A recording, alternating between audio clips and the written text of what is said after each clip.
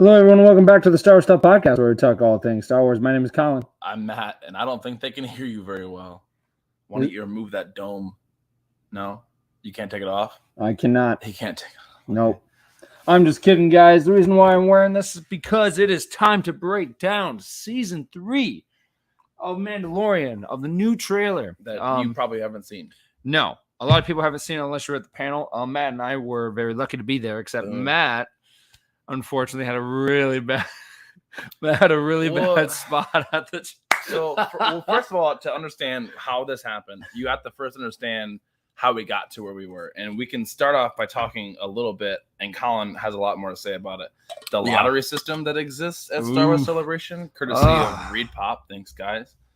So he got into the panel, and I had to wait in the standby line for those who stood there. Actually, you did. I didn't get into the lottery system on that one. The only panel that I actually got officially was nothing. Nothing. I got the Bad Batch one. I bought my one for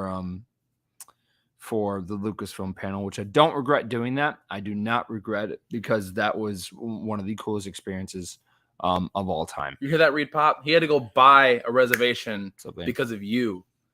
So you should feel bad because he had to go do stuff and buy things.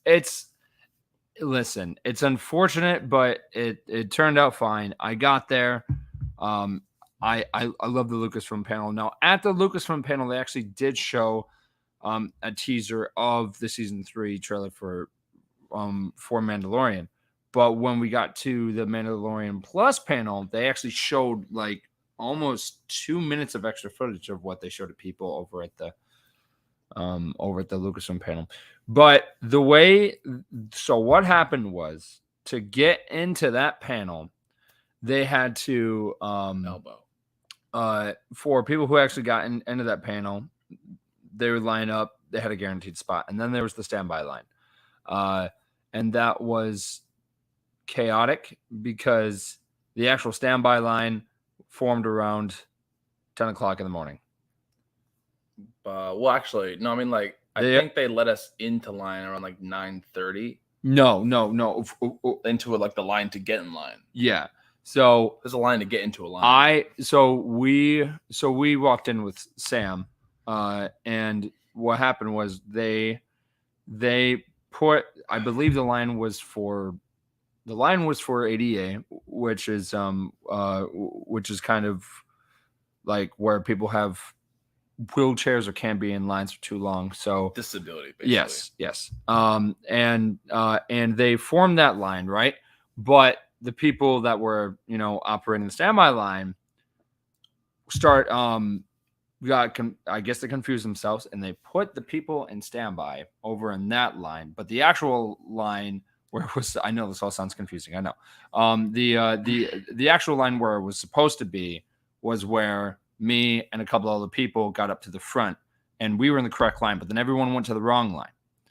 And those guys, all of those like people were saying, hey, listen, just let you know, since there's a lot of people that are in standby that are in the ADA line, we might have to move you guys over there. And me, Matt, my wife, all these people were just like, listen, no, we were in the right spot. We did the right thing. Did you see how I got in that line, by the way? Yeah. Oh, I felt so cool. Yeah. You guys messed this up. So no joke. I turned around and I yelled, everyone that was, that was in the ADA line thinking that was the standby line. I said, hey, everyone, this right here is the standby line. That is the ADA line. You're on the wrong line. And no joke. A herd of cattle. No joke. It was a stampede. Everyone moved over and lined up behind us. And then people came up to me saying, thank you, man. Thank you so much. And I was just like, I was just doing what they should. Yeah, I would say I'm not getting in trouble I'm not in trouble, but like I'm not getting put towards the back of a line when we're in the right spot and we are where we're supposed to be. And we were so nervous about getting into that panel. And there were definitely people that were kind of hovering and trying to get in, and then they ended up putting the caution tape. which was terrifying. But then we ended up getting in. The closer you got to the time when they were going to release us, like the more the tape was stretching, it was like they were filling it up with people, and they kept like pushing us forward. And I remember this little girl. She was probably like, I don't know, like maybe 27, 28, but she was like 5'2". Yeah. And every time I looked down at her, she was closer to me than she was before, like literally arm to arm touching me. And I was like, whatever. Yeah. So I would step over a little bit because I didn't want to be touching her, Yeah. And then she just get closer. And I was like, I don't know what you're attempting to do, but you're not going anywhere. None of us are going anywhere. So stop inching forward. So then again, they didn't have like a blowhorn or like anything to like, poor Raheem. Yeah. So which he was doing great. It was a big group. It was him and a couple other people. And then it was like maybe over 1,000 people, like just waiting in that line. So, so they told the people and the front row, like, listen, before the line starts moving, all of you will like hook arms, walk forward, make sure like the line stays, clear. And leave it to Brooke, you, Annie to hold back 1,000 people. I told Nat, I was like, listen, I'm gonna grab my wife by the hand, all right, and I'll bring her in. You take care of Annie. No, because Annie linked with Brooke, and then Annie didn't link with me, and then I was like, saw you guys in the distance. Yeah. I was like, I'll see you in there. Yeah, and so I didn't see you in there. No, so before we started moving forward, I turned around and everything. I remember you look at me in the eye. Yeah. Everything that they told us, like I turned around and told everyone. So I was like, hey, everyone, listen up. The line's about to start moving. No running, no shoving. We're all on the same team. Don't worry. We'll get in there. As long as we just move in a orderly fashion way. And then people were like, yeah, you go, dude. I was like, yeah. We're totally gonna destroy you. No joke. We start moving, and it's like that scene from Lion King of I thought we were trying to get to the lifeboats. I swear to God. No, it was so bad. We like start moving. People are yelling like Mufasa better not be at the end of this line because he's getting stomped.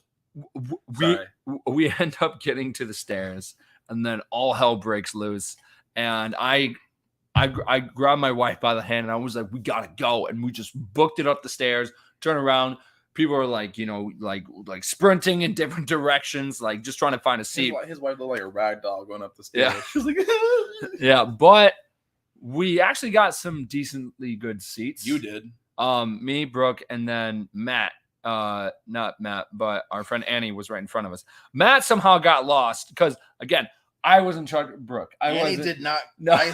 Annie did not grab me. She grabbed Brooke, and then I went to go grab Annie, and then 5 people instantaneously got in front of me, and then I was like, "Screw this!" And then I met up with you guys, and you're like, "Find a seat, any seat, it doesn't matter." And then like every time I looked at a seat, it would get filled the moment I went to go step towards it. It was like I was in a horror film. No, which was crazy because that panel was packed more than the Lucasfilm panel. I don't get that. That doesn't make any sense to me. I get that the Mandalorian is this huge sensation, and then there was the other. I mean, Lucasfilm. I didn't expect it to be what it was, but it was by far the best panel of them all. Oh yeah, but I guess people weren't expecting it to be what it was, obviously. No. But also, like I remember, like because like Hunter and all of them were like in that standby line, and they weren't letting them in because they said it was full. I was like, there was at least 300 seats. No, that at least. Right. And that entire Mandalorian panel was like every seat was full. People were sitting on the stairs.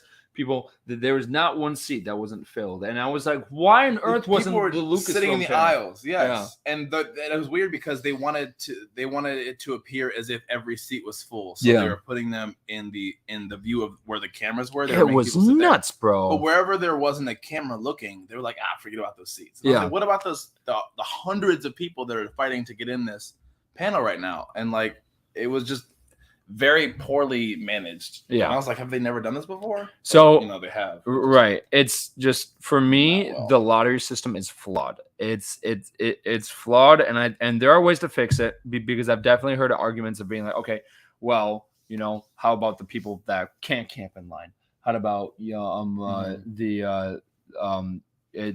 because which I understand. I understand completely. That's what it is. But what you could do is you could create a separate not a lottery system, but like a line system to where those people who can't camp in line, like physically can't camp in line, have them have like a separate line. So where in the morning you can go in and then you can just go in, and then they have a line for that. When the people who really want to be there can't camp out in line overnight, because that's what we did in Star Wars Celebration 2017. And honestly, that is why we're here. That's why the whole podcast is here, is because we had the wonderful opportunity. And that's what conventions should be, is the full out fans camping out, because so many people like would. And that's exactly what they used to do for the old days for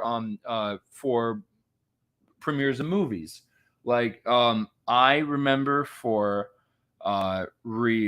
Revenge of the Sith, there's just lines, man. You remember Revenge of the Sith? Yeah, like of just camping out in lines, and it was like, okay, like this is crazy. Like it's phenomenal, and I miss those days. And now you have this where camping out in line would totally work out, and because, for example, with the lottery system, you have people flying from all across the world sometimes to. Why don't they have just like the regular reservation system? Yeah, like the people who want to go, and like if they run out of seats, that's potentially your fault, depending on when you bought your tickets or something like that. Yeah.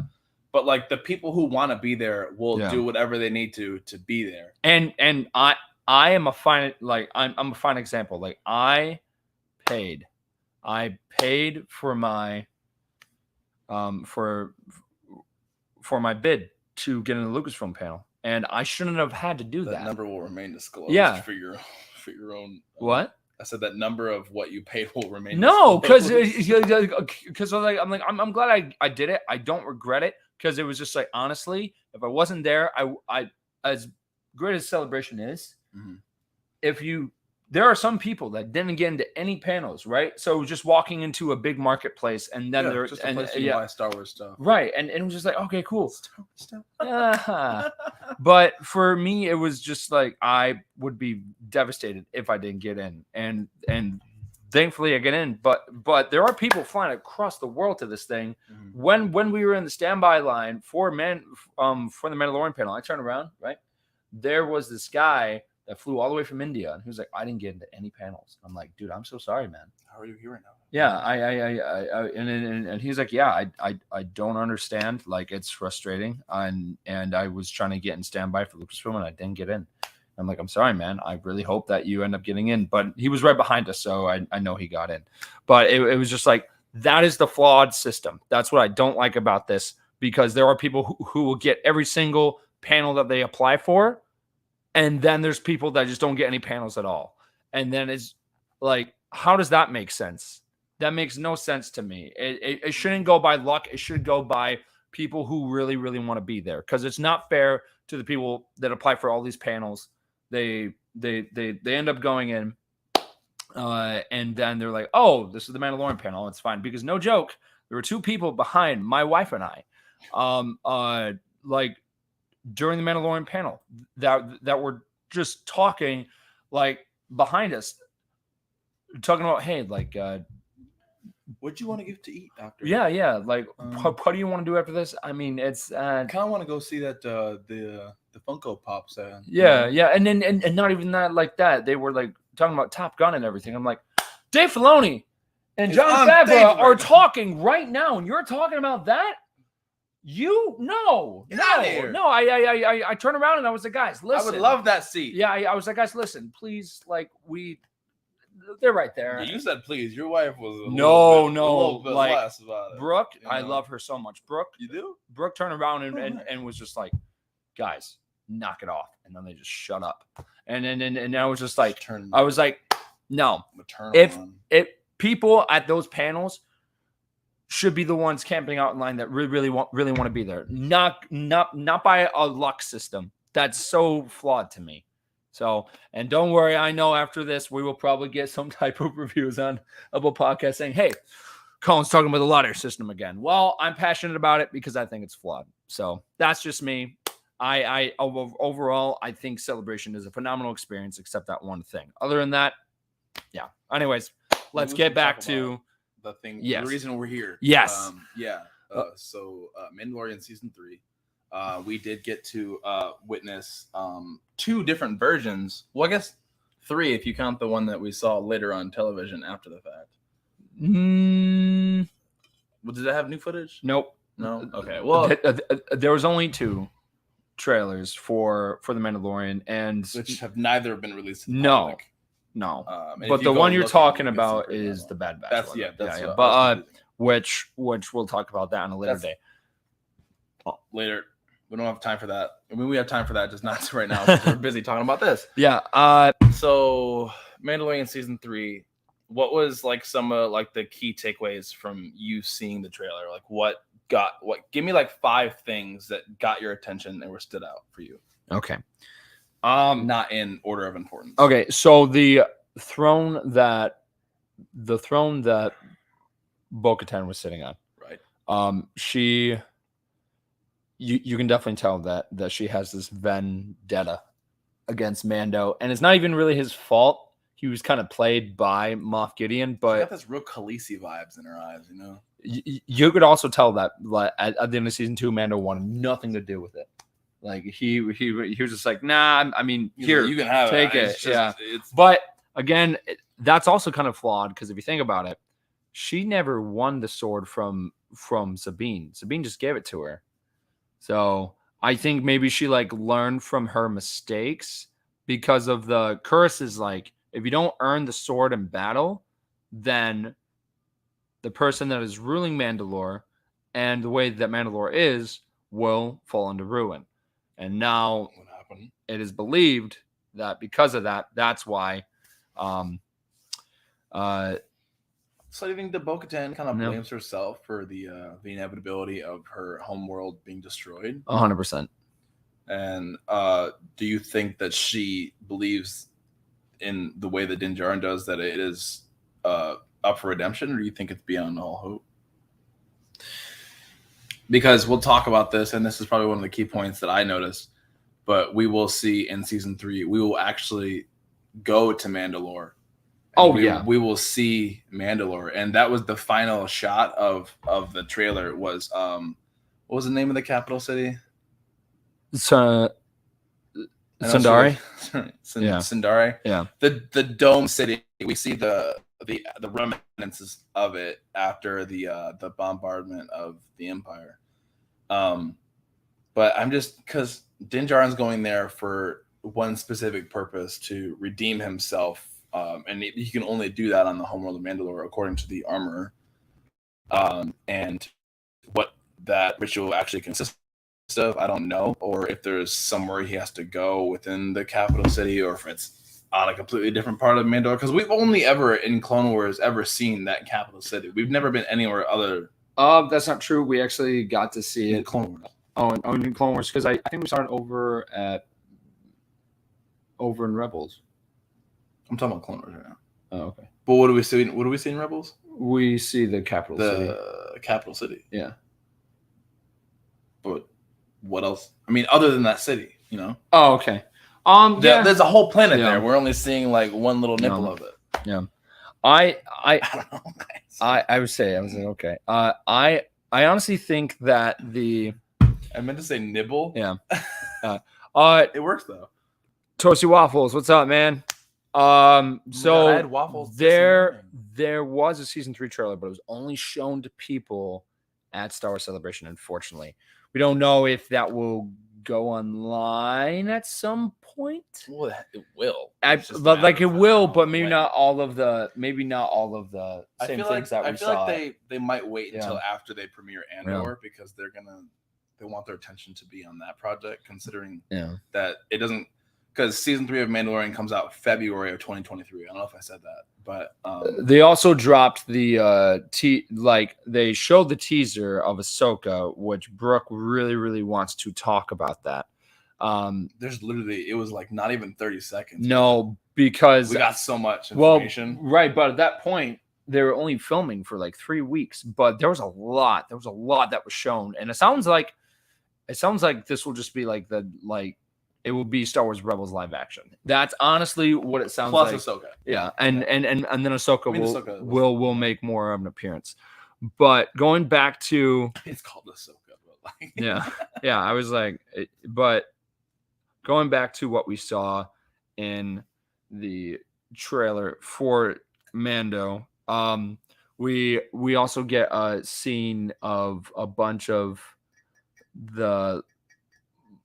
there's a scene where they're back on Navarro and we see Carl Weathers come back. I feel like every time that we see him come back, he's just wearing like just more different cooler robes Yeah. every time. Yeah. And he's like, what did he say? Good to see you again, man. Yeah. Or something. I don't know. No, We were all like, I don't know why we were like so surprised to see him. no. We really be surprised to see his Cara Dune. I was actually gonna say that. I'm curious if they just will never mention her again, or like she died. yeah, like oh yeah, like there was a terrible there was a terrible shootout and she passed away, and then boom, like that's it. But I don't know if they will recast her. I don't know. I feel like it would be worse for Lucasfilm to recast her. Just I think I don't know. It's just it's a character I think would be easier to kill off screen than it would be to recast and attempt to. It's not like it's like a main tier character, I guess, because of she was in season 1. Because that would just respark so much. She was in the second half of season 2. Yeah, off screen. Yeah, like I mean, we're in the middle of like this whole thing with what's the third sister's actor's name? The thing where it's going on. Now with the whole racism comments and stuff like that. And David and James actually made an episode about that. And right, yeah, I saw it. But that's so uncalled for, guys. If you're listening, any negative type way, I don't like you. Yeah, and racism, none of that belongs in our fandom. Like we are better than that. I'd say I hate you, but I don't. No, don't hate and you. And to kind of go off of what Ewan said about everything going on with that is, you think you can follow Ewan? If you're making comments like that, you are not a Star Wars fan. In you the are Star not. Wars Stuff Podcast's eyes. Yeah, like we stand with Moses. You don't treat anyone Moses like that. Ingram is just as much a part of the Star Wars universe Yeah. as Han Solo. It is just unacceptable. So that's all I want to say about that, because we're talking about Mandalorian. Yeah. But we see a tree with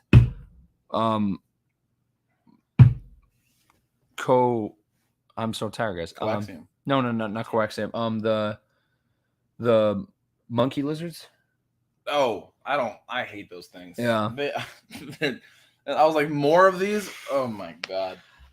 And then the final shot of the trailer that we saw Lucasfilm was Bo-Katan saying, like, did you think your dad was the only Mandalorian? And then, everyone cheered at the Lucasfilm panel. We were like, woo.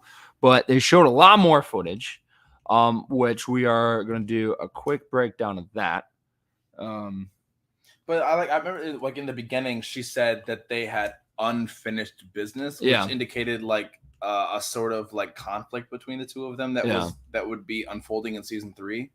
And I don't know, because there's always going to be some sort of villain, and I don't know if she would go from being an ally to a villain, because like we always see in like TV shows, like where they start off at the beginning of the series or the season as an ally, and then they slowly become this anti-hero, and she's seeking like this sort of she's trying to reclaim the throne that she lost, but she never really had it, because the way that she acquired it was not according to like the code. And like I'm like, you already, and now you're trying to abide by the rules when you already failed to abide by them in the first place. It's just kind of hypocritical. But I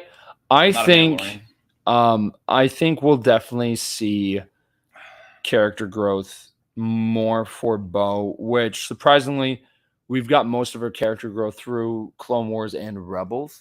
And it's so cool that that we are doing that transition of cartoon characters like who are animated coming to live action, especially if it's the same person that voiced them.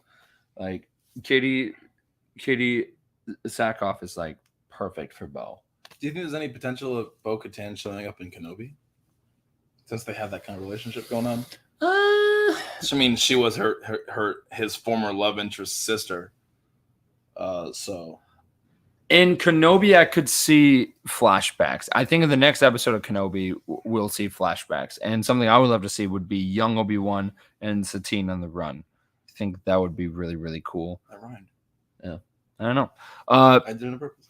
But the cool thing about the extra footage that we saw, it was mind-blowing. And from that spot where the creature thing comes through the, from the ceiling, and then Bo says the line, "Did you think your dad was the only Mandalorian?" Then we, keep transitioning into the new footage. And the first shot of that, which Matt and I were just talking about this, is it looks like the armorer is handing Paz Vizsla her tinkering hammer. And we were talking about is that supposed to come off as oh, hey, she's passing on that the mantle, he compared it to that of Mjolnir, Thor. From Thor. And I was like, is he gonna grab it and drop to the ground or something like that? But he's not worthy. I don't know. But I don't know if it is sentimental or if it has a deeper meaning, or if she is in, because there's always that moment when you see one of the heroes take this, go on without me, and they have every intention of not surviving what is about to come. And with the high stakes that we're going to be seeing in season 3, could the armorer be one of the main characters to not survive? Yeah. Aside from Cara Dune, but that's separate. But she died a hero. But yeah, I know. To kind of go back, because Toasty Waffles asked a question. Did Anakin know about Satine? Yes, he did. Because there was the arc, which is a really funny arc of where it's Obi-Wan, Anakin, and Satine are on one of the Mandalorian cruise ships that are going back to Coruscant to the Senate to kind of talk about Death Watch. And Obi-Wan kind of, tells Anakin the history, and Anakin kind of sees the paradox,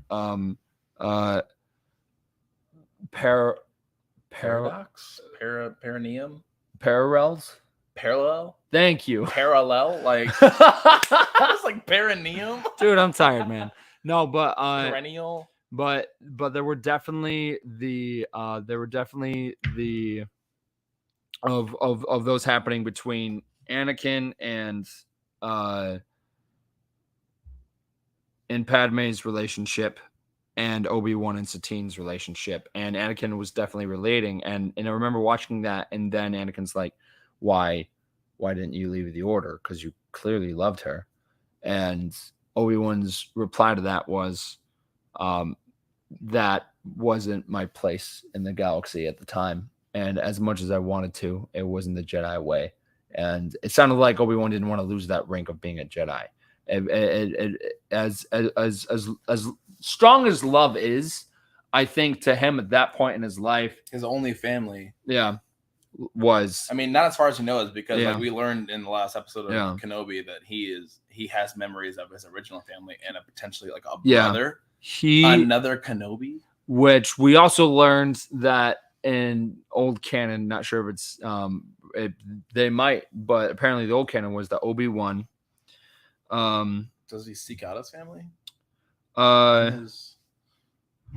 Obi-Wan, not really very familiar with for his brother apparently was Owen. That explains why he treats him the way he does. Yeah. That was the old canon. That. I don't like that. That was the old canon, which I thought was interesting. Because then he'd be like, I don't know, because Owen is Luke Skywalker's uncle by marriage, not right. Or is it by marriage or by blood? Because of because of them, that would make You know, his Anakin and brother-in-law. Obi-Wan like technically related in a weird Yeah, way. like that. If you follow the tree line, be like, oh, they were like second cousins twice removed. I don't know. That's too much to think about. And because like when you go from old canon to real canon, if you combine those two, that storyline doesn't work. It's like when you put in a math problem that's the wrong math problem, but you still get the right answer. You were my brother's stepbrother's You were brother, my brother, Anakin, and I loved you. but yeah, no. You were my So best friend's that dog was. watcher. So I think we'll definitely dive deeper into that in the next episode of Kenobi, because I think we'll definitely see more of his history, because he's going to be probably knocked out in a coma from all the pain that he endured. Got burned. But going back to season 3 of Mando. We keep doing this. It's Star Wars stuff. The next shot is some Mandalorians jumping down from one of the Mandalorian ships, And I like to which is see this a lot so cool because of Star Wars likes to take inspiration from real world concepts. Can't speak. Very often, and like this situation right here is reminiscent of like airborne members of the infantry in like World War II and like Vietnam when they would drop airborne members of the infantry into combat, and obviously they didn't have jetpacks, so it was a little bit different for them. But as a Mandalorian, you have the opportunity, and I don't know exactly what ship they're in. I can imagine what ship they're in. Do you know what the name of that ship is? That kind of looks like a TIE fighter, because it's really cool. But I think that's the ship they're in, because we've seen in other clips from the same trailer, we see the Mandalorian. I cannot pronounce that for the life of me, bro. This is the Concrete class transport. I'll just point that right there. Yeah. That I think they're dropping out of that ship into a combat situation, because we do see that ship in the trailer that was released at Star Wars Celebration. So I know it's in season 3, and we've already seen it in season 2. So they have access to, and there's different kinds of that same ship. So there's a transport class. There's the elite or the stealth class, where it's just a little bit smaller. And it's meant for smaller elite squadrons for deployments and stuff like that. But I love reminiscent callbacks to real world, and when they talk about and reference like World War II, like with like sieges and airborne drops and bombings and stuff like that.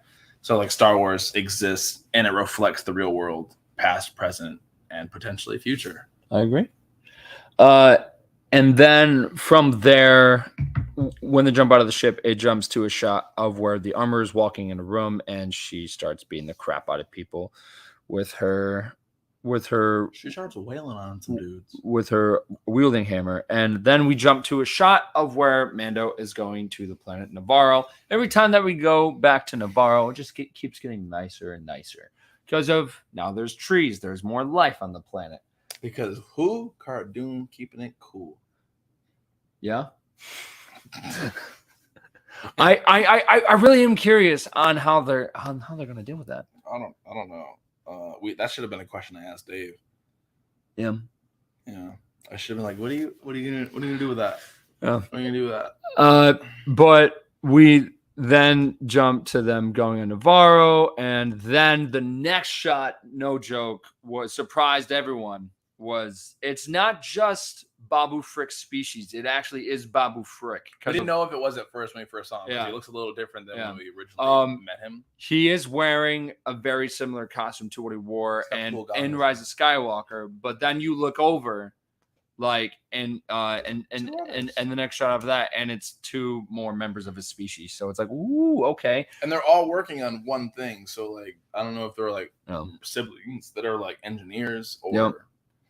And mechanics. That's nice, because it's tying into the sequels more and more. Every season it ties more into the sequels, and that's what we want to see, because what all these shows are doing, not Kenobi and Andor really, but more of the Mandalorian and the Book of Boba Fett and Ahsoka. What's happened? Yeah, all of these shows are making the sequels more watchable and kind of filling in the blanks. That's a gap. Because there were a lot of unanswered questions at the end of Rise of Skywalker. The questions still outweigh the answers. Which that should never happen in a final movie.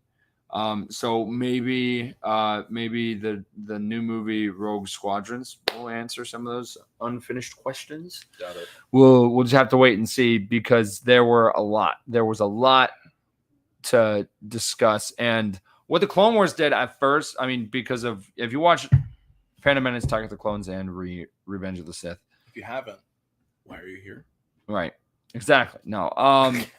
If you watch those and you don't watch the Clone Wars, they're good. But if you watch the Clone Wars, It's great. it's great because when you're watching Obi-Wan and Anakin fight on Mustafar, it adds more of the tension, more of the, man, they went through a lot in the Clone Wars like together. And the final season ties directly into Revenge of the Sith, and the last 4 episodes, there is something.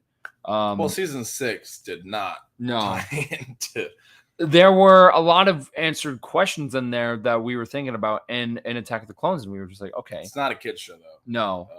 Which Season 1 is. they made that clear, like this past week. Well, yeah, of last week over at most of the panels when they were talking about Bad Batch. They kept saying that yes, Star Wars is meant for kids, but they decapitated a lot of people in the Clone Wars. Dave Filoni like literally said that. He's like, yeah, this is a TV show meant for kids, but it's not really a it's a kid show, but it's not meant for kids. Right.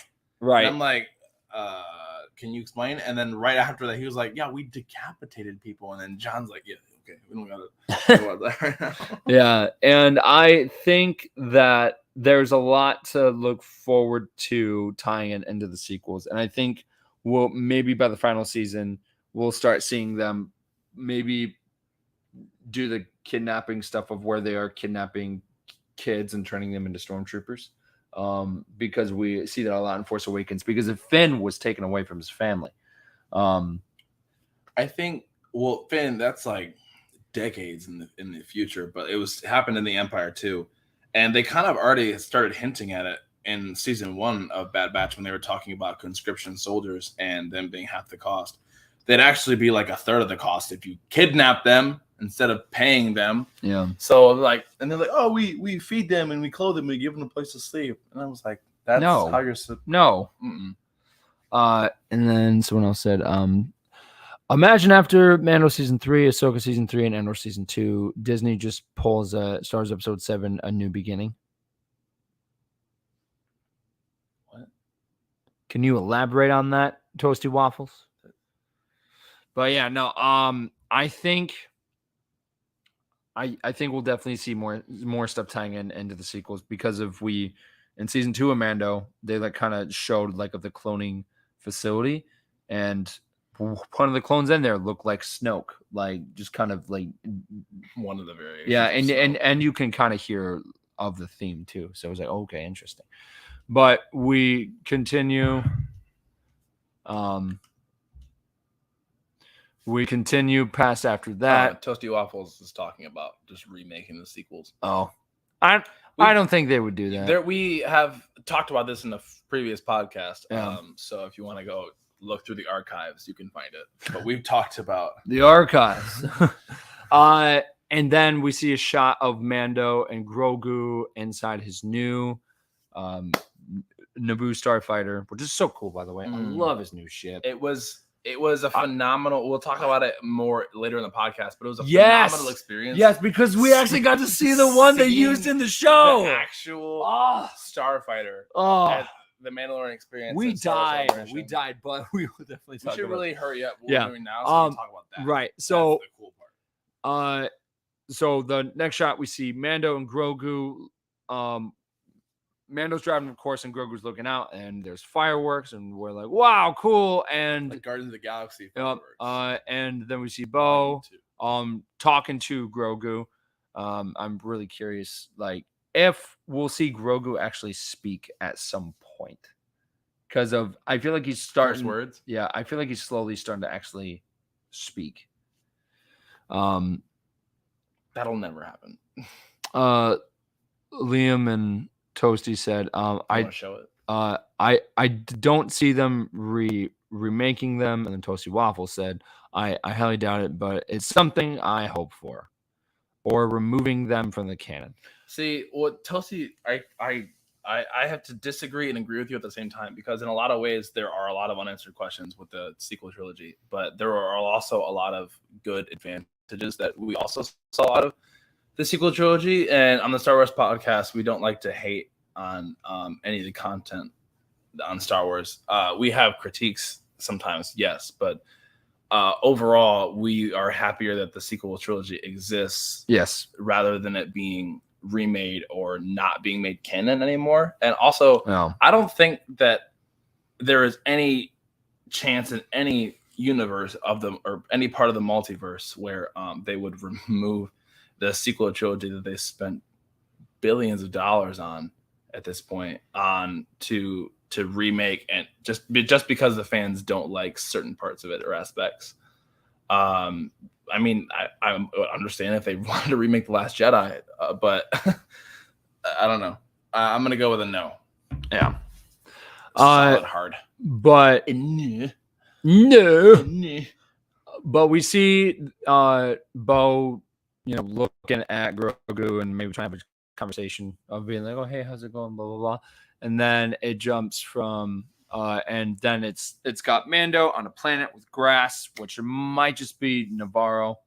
I don't think he would, unless he goes back and sees Luke again, like on the same planet that Luke was on, and the Book of Boba, and being like, "Listen, take Grogu back." I don't know, probably not. This guy's crazy. Yeah.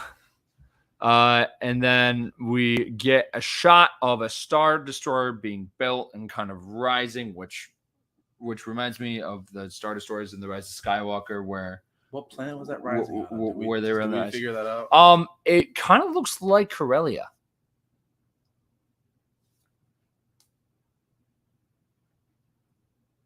Am I wrong? That was a lot of silence. I'm sorry. Yeah. I was just thinking I don't know. I don't know. It's definitely not Exegol, so we don't have to worry about that. No. But I don't know. Yeah. I kind of was just for a second thinking about that fan-made video you showed me while we were at Disneyland. Oh, that one. That was awesome. But we should watch that again after this.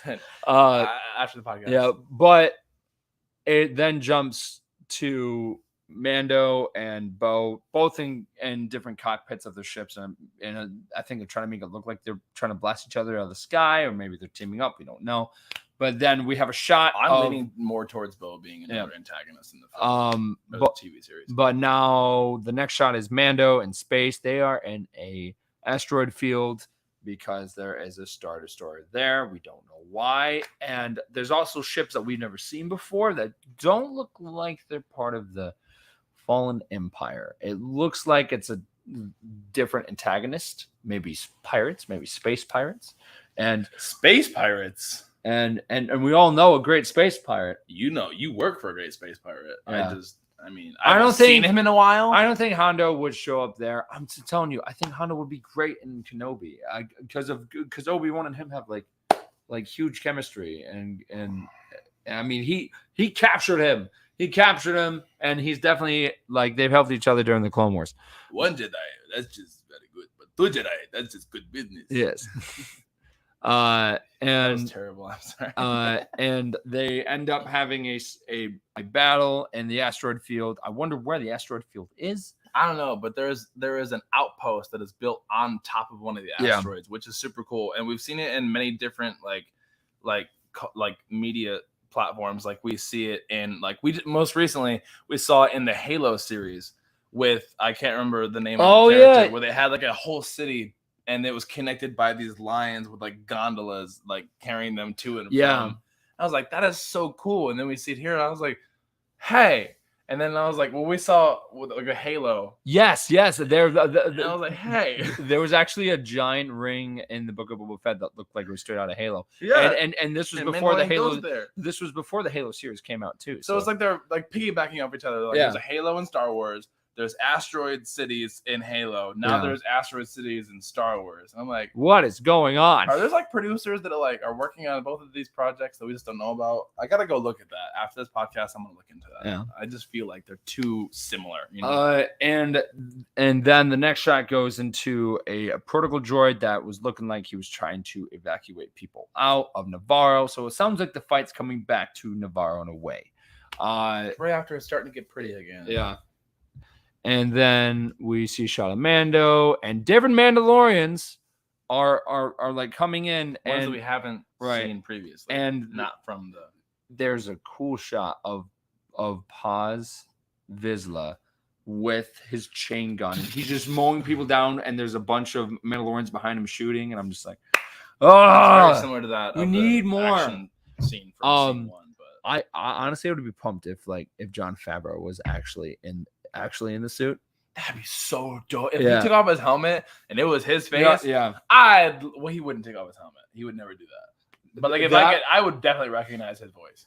That would be funny of him being like, and cut. All right, guys. So this time I'm gonna have you go over here, and then he's just gonna try and Like the bloopers. All right, and action. And he's just, It would- oh man, he's like, John, you forgot your helmet. Oh, yeah. cut. There's a lot to look forward to. I believe we'll definitely see a bunch of new planets. Well, this is great because we're not going to be on Tatooine, so your wife will be happy about that, as Yeah. well as a lot of our viewers. Shut up! Don't. in No. the trailer, Well, yeah, I'm sure we go to Tatooine, but we're Yes. going to be seeing a lot more Yes. than just Tatooine. Yeah, This isn't going to be like a Book of Boba Fett No. only on Tatooine situation. right, but they definitely do go back to Tatooine in this. And there's another shot For Fennec Shand. of them going down the ramp, and then my favorite part of the trailer, which if you guys could hear the music, it's incredible. It's a shot of Grogu and Mando in hyperspace, And he's like holding Yeah. his child. yeah. To see the baby. And it just sounds incredible. It sounds phenomenal. The music that they paired with this trailer, Yeah. even though it's like Yeah. just a minute trailer. Yeah. There are some leaked trailers online. It's now the full thing of just different clips and stuff. They're very not good, and Right. but they're also like obviously hiding the camera because we weren't supposed to be filming. Yep. We So- didn't. No, we didn't. So I just want to make that Yeah. public that we did not film anything. Yeah. I took a lot of pictures, but no video. You not took- no, not of anything I wasn't supposed to. Yeah, Like, I was gonna say you. not of any. Like I have like 200 You- pictures of the Mandalorian Experience. Yes, of the Mandalorian. And I'm allowed to take Experience. pictures there. Yeah. Um, But there's the next shot of Mando and his fighter again, except R5 is in the spot where they made that spot well, that explains like, why Grogu has to sit of in the that seat cockpit. for Grogu. So I'm curious why they needed R5. I don't know, for maybe navigating purposes. That's really the only reason You're right. he has left to. Maybe they're going to like a system that doesn't exist on the Star Charts. Right. Oh, it's been erased from the Jedi archives. You know. Yeah. Yeah. And it looks like Grogu is touching the butt. he's touching the controls in the cockpit. Does it have like a little ball on it? Yeah. That's always touching it. And then we have another shot of them getting chased in the asteroid field, and then we get to the final shot, which is the capital city of Mandalorian ruins, Sundari. And we see like it for like literally 1 second, and you're seeing it as Din Djarin's flying out of clouds. It's like so such a cool. good shot. And I think we're definitely going to see him try and become a Mandalorian again, because at this point, and some of the Mandalorian's eyes, He's not a Mandalorian. he's no longer a Mandalorian because he took off his Mhm. helmet Released. willingly, which I bet then they definitely don't think that Bo-Katan is a Mandalorian. No. So how the heck could she possibly take the mantle of the proper ruler of Mandalore if she's not even a Mandalorian in the eyes of this creed, which is pretty much the only remnants of Mandalorians in existence today. So like, even though she takes the mantle of the ruler of Mandalore, no one's going to recognize her as the ruler of Mandalore because you're not a Mandalorian in their eyes. So it's a paradox. Yeah. And it's one that I hope gets resolved in this. Maybe that is why I think that Bo-Katan will become such an antagonist, because she wants to rule over Mandalore and thus the Mandalorians, but they don't recognize her rule. Right. Because she's not a Mandalorian. She didn't acquire this Darksaber by proper means either time. And now has to fight for a position, and that's probably going to put her up against her friends at some point. Like Din Djarin is probably going to have to go toe to toe with her, even though he doesn't care. He's like, just, you know what? If you just tap me on the shoulder, I'll fall down. You take it, you win. Right. She's like, no, it's not. This works because I tried it once and it didn't work. And so whatever. I think something else that's great about this is it's not just a story of Din Djarin happening at this point in the timeline. There's other characters, including Ahsoka. I already talked to Brooke, and she was like, "Yeah, go for it, and I'll talk about it on Sunday." And I was like, "Cool." So there was a teaser for Ahsoka. It wasn't very long. It wasn't very long because at that point they were only filming about 3 weeks in. If you want to know more about this and go into further detail, make sure you tune in on Sunday for when the diehard Ahsoka fan talks about it in more detail. Yeah. But we will briefly break it down. Go over what just very briefly. And very briefly. And I remember watching that trailer and just seeing everyone's reaction, including my wife. Like, she was just like I'm just I'm right here. Yeah, I see it too. Yeah, and what's really cool about it is, like I said,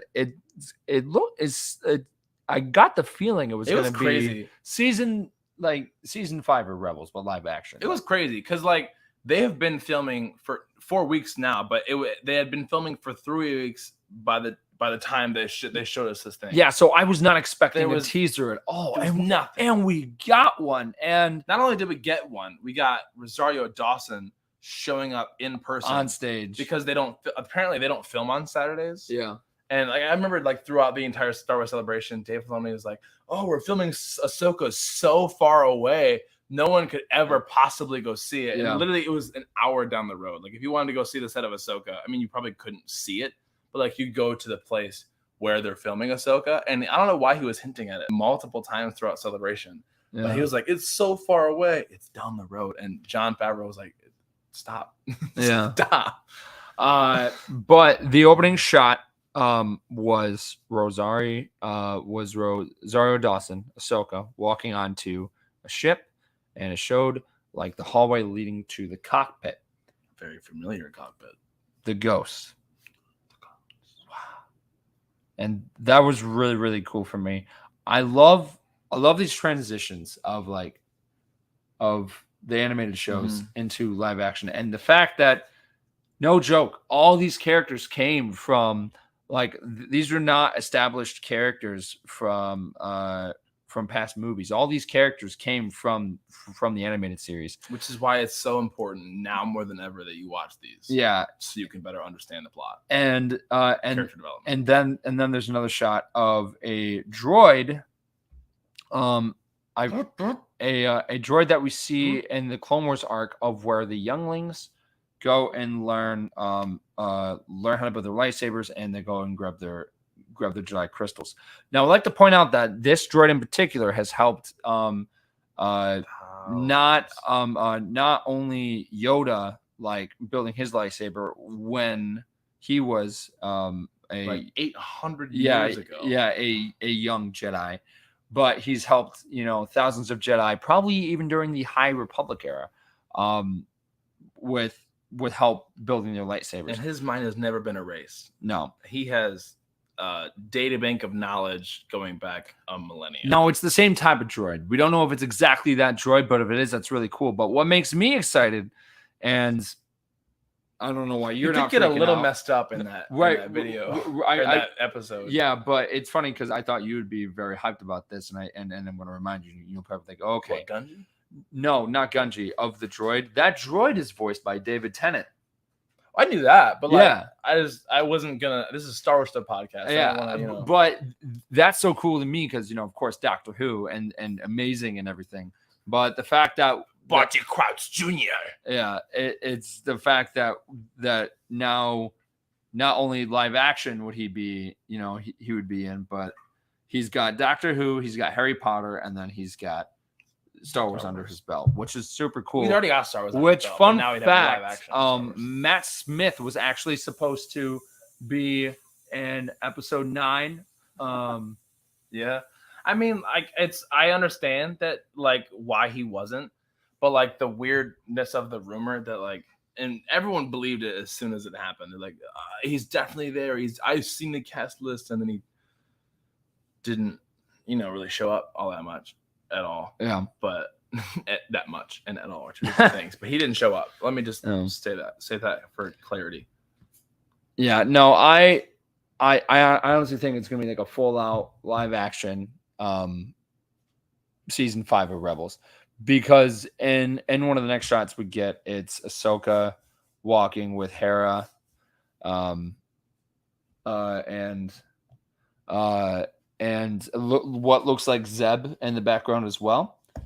If Zeb shows up in live action, it, for the love of God, better be voiced by the same person. Steve Bloom, such a nice guy. It's such not a nice him. guy. It's not Zeb at this point, and that's all I have to say about that. And I'd rather not talk about this too much more, and I'd rather get on to the Mandalorian Experience. Just because I really want to talk about that, and I also don't want to take away too much of what is going to be talked about on Sunday.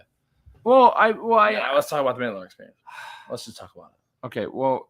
All right. Do you seem to have one more thing to say? Yes, say it. Yes, because I feel like we'll leave him on a cliffhanger if we don't talk about it.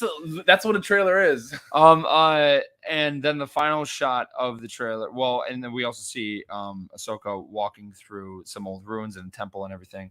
Super cool. Did Zeb seem like an Inquisitor situation? We didn't really get a real glimpse at him, to be honest with you. And that was the same thing with Hera as well. Like we just saw the back of her, and we saw Zeb in the background. Now I don't personally remember looking at Zeb, but a lot of people were saying that Zeb was in that shot. I was a little distracted. Yeah, a lot going on. But we saw it one time. Yeah, but there's really no footage of it that got leaked, because I guess for the Ahsoka trailer, I guess other people were really on top of it. But I remember all the main things. But the final shot, which was the most memorable one, was the mural from Star Wars Rebels that Sabine made that we see at the end of the series finale of Star Wars Rebels. And it's the same art style and everything, right?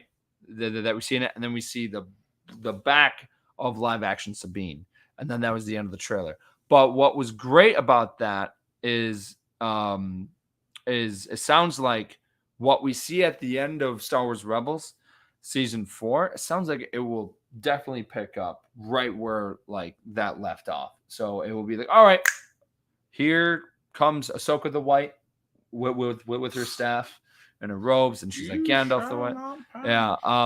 But it sounds like we'll definitely be just leading off of there. So I'm really curious on how all of that's going to fit in the timeline. But then after that, the trailer ends, and then the live action Sabine comes out on stage, and she's flustered because she's like, oh my gosh, I'm part of Star Wars. This is crazy. And something that Jon Favreau and Dave Filoni talked about, which was really excited and made me happy, was they were talking about they were talking about how great the people who voice these characters are, and how important they are still to the characters, even though that some of them are not coming back on to live action, like Katie Sackhoff. They are still part of the initial process of filming and everything, because without them, without the voice actors, these characters would not exist the way that we look at them. But it's great for some of the characters that were animated, like for example Zeb. He can still definitely be voiced by Steve Bloom. Yeah, I would be devastated if they casted someone else, because of Zeb's voice is so iconic. Like he's gonna be in so many prosthetics and things like that. Anyways, that like would it really matter if you casted someone else? You could just, well, I mean, for example, for all the stuff that they filmed Hondo, like at Galaxy's Edge, that's clearly not Jim Cummings in the suit. So, yeah. But yeah, no, it's there is definitely a lot to look forward to, and don't worry, Brooke will definitely break down that entire trailer and her thoughts on everything. But let's dive into the Mandalorian experience. Matt and I went shortly after. Yeah. And it was an amazing process, an amazing experience because we made new friends. We were just thinking it was going to be, like, oh, cool. Like there's a couple of miniatures and everything. And you walk in and you actually see the ship at the end of season 4 of Rebels that Ahsoka comes in, but it's live action. So it's like, boom, that's definitely going to be an Ahsoka.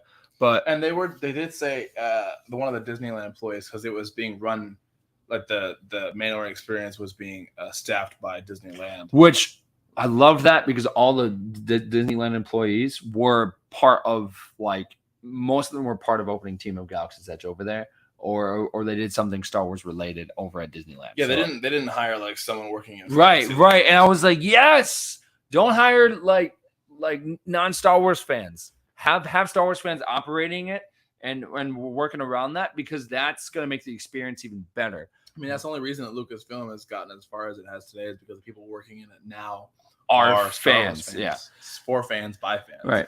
So we saw the cockpit. Well, actually, step one, first thing we saw when we walked in the room was the suit that was Din Djarin. Yep, super cool. And it was the Beskar one, not like season 1 Din Djarin. No. And when we first walked in, we saw costumes like right away as soon as we walked in the door, and I was like, "Oh, we're starting." And I was like, "No, this is just like the queue," and then we have to like wait in this tiny line. Yeah. And then we saw Din Djarin, and then there's basically 4 separate rooms, not including the line. And then Din Djarin is basically one room with some tiny stuff and a photo op, and then there was some small scale model sets that included. Let me pull up the pictures because I got them right here. I won't show that. I don't have to show them, but these can be posted on our Instagram story for sure. But yeah, the first one we saw was a scale model of the Razor Crest, which is, now that I'm looking at it, was very poorly cool. taken. But then there's this one, which we can show you. Which this one will definitely be in. This one will definitely be in Ahsoka. To put that to scale, that is about, and this is kind of large. That's a huge ship, guys. It's about 2 of my heads. We've seen it in it's probably about like that. It was probably about that big. We've seen it in the Clone Wars, but fun fact about that ship, which I talked about during a live stream which if you go on Instagram, you can actually see a walkthrough of the entire experience. Yeah, we did an Instagram live. So it's there. But what's cool about that ship is Doug Chang and a couple of the other people on that team for Attack of the Clones had different designs for what Obi-Wan's Jedi, like his starfighter, was going to look like, and that is that ship was in the idea box of what his ship was supposed to look like, and then they used it during the Clone Wars TV show. And now we're seeing it live action. But the one they used in the TV show, it could the wings could rotate for a landed position. I think we'll see that. This one looks like it's fixed though, because you see, because there's this V formation on it. How would it land though? It would have to language. It would have to go.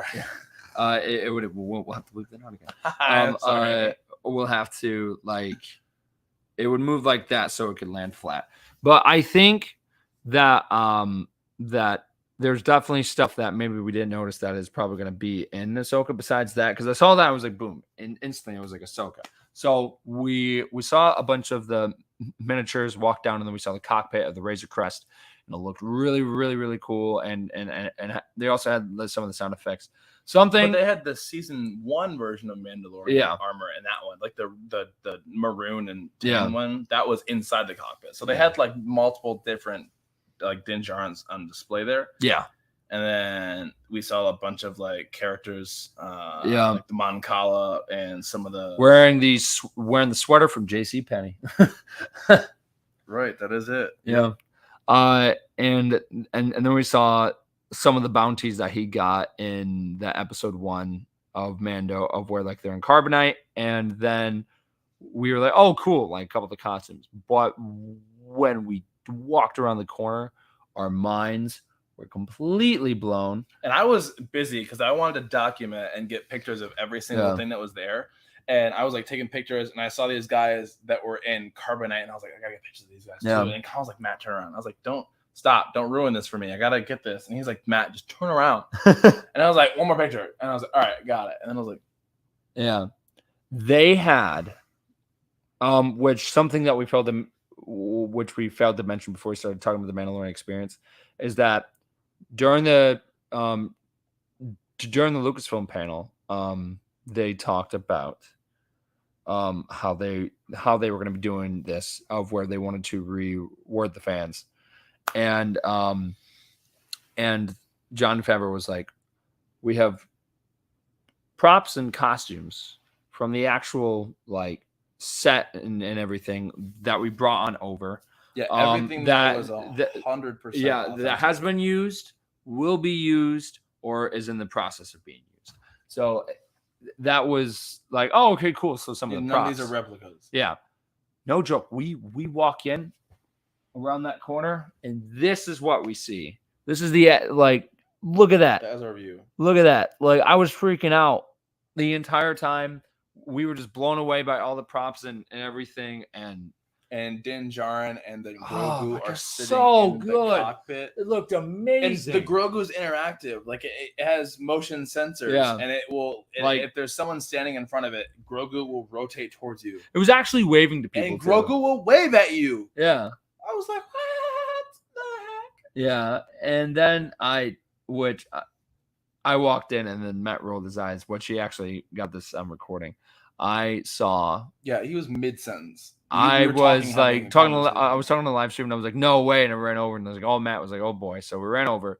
What did we see? Max Rebo. It's the actual Max Rebo that they used from the Book of Boba Fett. And then I heard a couple of hours earlier, the guy that actually created Max Rebo actually went to the Mandalorian Experience and saw the Max Rebo like there. And I was like, oh man, I missed that. But it was so phenomenal to see all of these props, all of these costumes, and seeing Black Chrysanthemum like right in front of me. I was like, oh, I took so many pictures of that. Oh, costume. I know you did. You like, I don't know why, you but like, share the album with me. I had this idea that like maybe someday I could recreate that costume, and I needed like first-hand references. And I was like, what's better than the actual Black Chrysanthemum costume? And then something else that we learned too is that the BD droid from Book of Boba Fett that we see, that is not BD1, which we already suspected, but they actually gave like the actual full name of it on, because they actually had like the identification cards, the reference one that they use in the show, and his name is BD72. So I was like, all right, cool. It's not BD1, which I'm glad it wasn't BD1, because if it was BD1, that would have raised a lot of questions. Like, why on earth was he on Tatooine? Like, where's Cal? Is he dead? Did him and BD have a falling out? Like, what? Like, no, but or maybe BD fell out of I don't know what shit. Yeah. So no, the whole experience was phenomenal. Like, I've seen the actual live action Cad Bane costume. They also had the iconic stormtroopers on like of their helmets, like on spikes, like of that scene. I thought you were talking about like the actual stormtrooper. Like, that was incredible. I was surprised that we didn't see any of at least a reference of the three pit droids. I didn't see any of those. We did see R5. That was super cool. And then we saw a bunch of different Tusken Raider stuff. And then we saw a life-size bantha, which a couple of days before, like before we got in California, it was posted online. Like, someone was like, hey, there's a bantha in a truck that has gotten stuck on the highway, like of the truck broke down. And it turned out it was the same bantha that they had at the Mandalorian Experience, because it's the bantha. It's one of the banthas that they use in the actual show. And it was moving and stuff like that. And it was so cool, guys. It was awesome. And Matt and I were just our breath was taken, because it's just like when you go to Galaxy's Edge and you see the Falcon for the first time. That's such a phenomenal experience. But these are the actual props. These are actual things that you use in the show. So now when we go back and watch the show, we can be like, I was right next to that prop. I was less than maybe 10 feet away from that prop. Yeah, and then I'm trying to find this picture for a reference, but Yeah. there was this thing, because like your wife, she can read Arabic pretty well nowadays, and we were in front of the wall that is covered in graffiti that we see in the first episode of season 2, and there was this one thing that Brooke was standing there and she was staring at it for a while, and I was like, "What are you reading?" And she's like, "Oh, I'm just translating all the things in here." Oh yeah. And there was this one little thing on the bottom, and I can't remember the name of the artist, like David Cho, I think is his name. Yeah. And I was like, "What does that say?" And she's like, "You won't believe what that says." And I was like, "What does it say?" She said, "It says." And this was actually used on set, guys. So if you go look at season 2 of The Mandalorian, you can actually see this with your own eyes. It says Jar Jar Sith. Yeah. I was like, "What does that mean? Is that like a joke? Or is it a reference? Or What? is it just Yeah. like a David Cho joke that like I don't know." It was a very obscure detail that I thought was awesome. Yeah. And I'm glad that Brooke could read Arabic at that point in time, because I was like, "What?" So this was all made by Fairview Portals, and it honestly was a phenomenal experience. And they also were playing music from the show as well, like not any like full out action music, but like background, more of like the chill. peaceful, like Mando Book of Boba Fett themes. If you weren't able to see the experience because you didn't get a reservation, or you didn't get in the standby line and wait for 4 hours, I went 4 times, or you didn't go to Celebration, you can actually go follow Fairview Portals on Instagram. Yeah, they have an Instagram page, and they have a lot of the artifacts on display. They have pictures of them on there. Shout out to them. They did a phenomenal job. They also staged it so well. They had piles of dirt in specific places, and like the throne that was inside of Book of Boba Fett was there. It was all set up so phenomenally. Yeah. They so there was so Regal Robot made a couple of the props for the show, and there's a tauntaun that they're currently selling, and in the show Lucasfilm actually used like the model tauntaun, I believe, to put in the throne room of old Jabba's palace. Yeah, its head's on display right there, right? And the Mandalorian Experience, it's the actual like tauntaun that was used on set, and it's the one that Regal Robot made, and it was so cool because I love Regal Robot. I love their props. I love their merchandise. Yeah, you do. And actually we will probably be having the owner and founder of Regal Robot on our podcast here pretty soon. So that's going to be super cool and exciting. Yes, Toasty Waffles. My wife speaks fluent Arabic. Well, not speaks. She can read. She can read fluent Arabic. I don't think you can speak Arabic now. No. But she can read fluent Arabic, which is, just another check off the list, because it's like, that's my wife. But yeah, no. It truly was a blessing to go to Celebration and experience all that. Celebration is really cool. Honestly, the only thing I would have changed was probably the lottery system. I also did not like the lack of vendors. Like, I remember, you remember at Hall D, like those giant empty spaces, and I was like, vendors would kill to be here right now. But there were no third party lightsaber vendors there. Which I think they either got, because they're always at Dragon Con, right? Right. And then and it's not a Lucasfilm event, so I'm thinking maybe those companies can't go because they're direct they're So I don't know. They're competing companies. But I don't know. I just feel like there could have been more vendors, but the vendors that were there, they were selling pretty cool vintage things, and I managed to get my hands on a pretty cool there was a lot of art thing.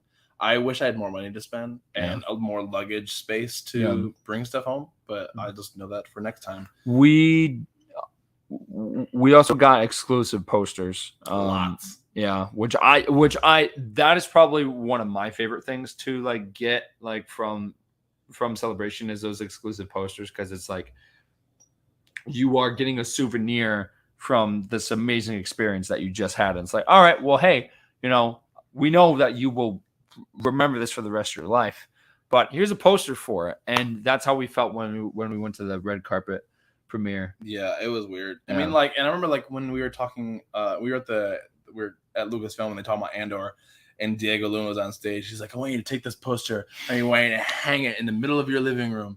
Don't worry, probably won't do it. But you don't have that much wall space. Not in this place. But yeah, no, guys, that was honestly some of the coolest things that we did at Celebration. We also did costumes as well, because I've let you wear my Han Solo. Yeah, we couldn't wear too many costumes just because it was in the middle of the country and traveling with that stuff is difficult, which is probably why he didn't have his TK.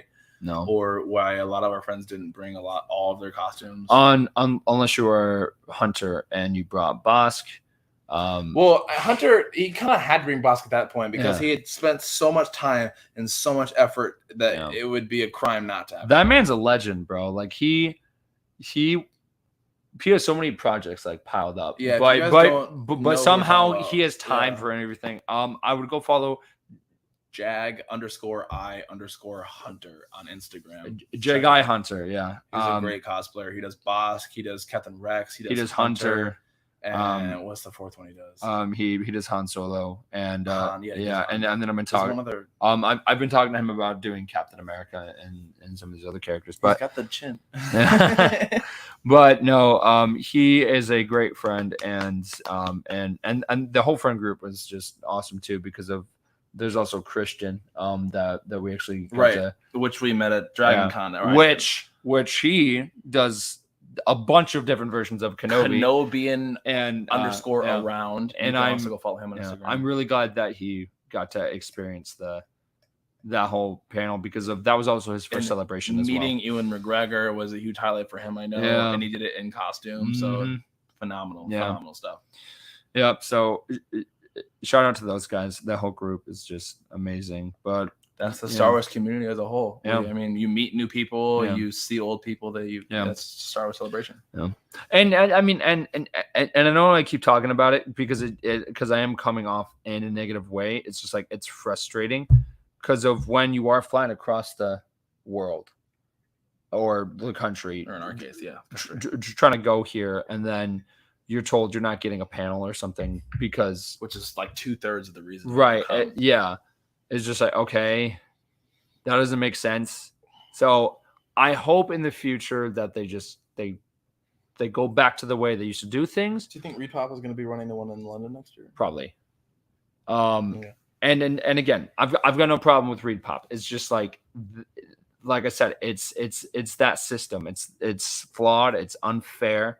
It kind of takes the joy not out of celebration, but of that moment in particular. Because I was lucky to go. Like pouting before he got his. I was so mad. I was like this, and it made it worse because I was going and he wasn't, and that which I wasn't even mad at you, or you weren't mad at me. I know, but like or David, mad at the situation. I was happy for you because it was your first celebration. I was like, boom, go. But no joke. I've been talking about on the podcast for a long time, for over a year, saying that's the number one panel that I wanted to go to, like the number one. And then, lucky enough, someone had an extra one, and then I got in.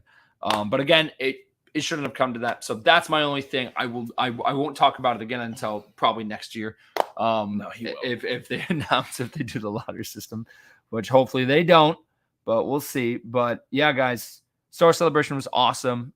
We definitely have more content coming on the way, because there's a lot more to still to break down, from Visions, from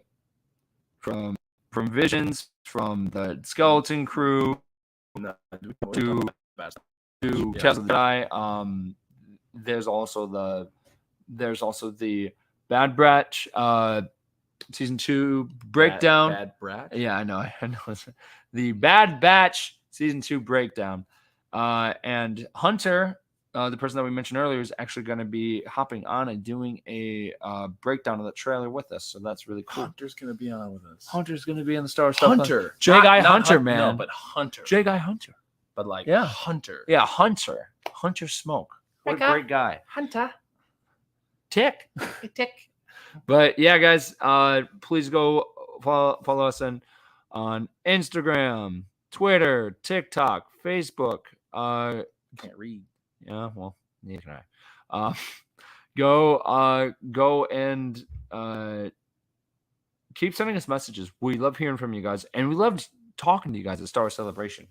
We loved running into you. We loved, just talking about our experiences with you, and you explaining.